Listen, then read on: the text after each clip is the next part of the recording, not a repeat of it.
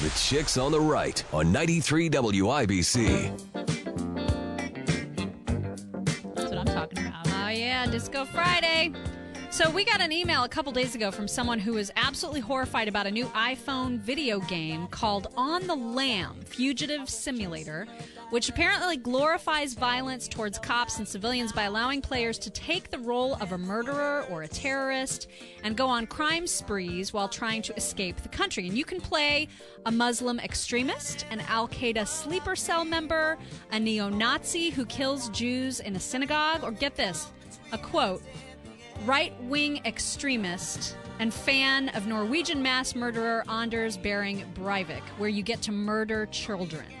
Nice. Isn't that just sick? So the game also allows players to consume meth and pot, which apparently gives their characters special abilities.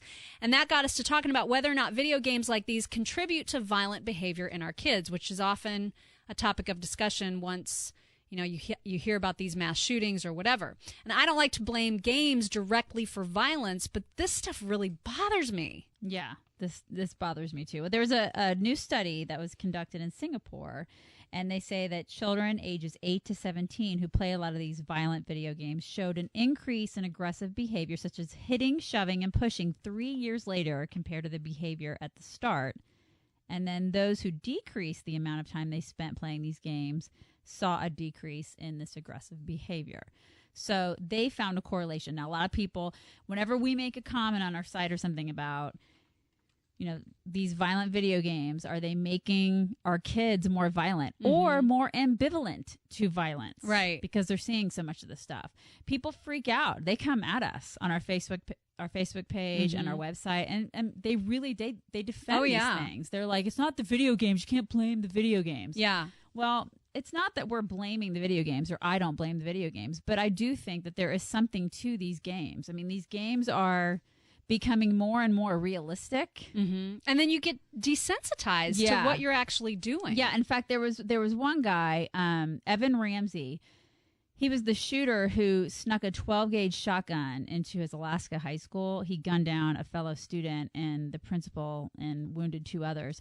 And Fox did a thing on this back in 2007 in an interview. Anyways, he described how playing video games had warped his sense of reality. And this is a quote. He said, "I did not understand that if I pull out a gun and shoot you, there's a good chance you're not getting back up." He said, "You shoot a guy in Doom and he gets back up. You have got to shoot the things in Doom 8 or 9 times before it dies." That to me, that's chilling. Yeah. It's like they have a warped sense of reality because it blurs the line between fantasy and reality. A lot of these games do. Mm-hmm. So it just begs the question, are these games messing with our kids' heads a little bit? And people are really divided on this. Well, and this is like a huge departure from your cops and robbers or your cowboys and Indians kind of games that you played when you're.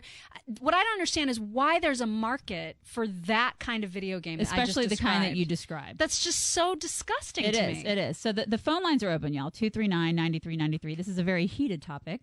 What do y'all think about video games being a culprit in today's mass shootings? Do they have something to do with them, or do you think they have absolutely nothing to do with them? Are these video games and their increasing violence making our kids more violent, or are they making them ambivalent to violence?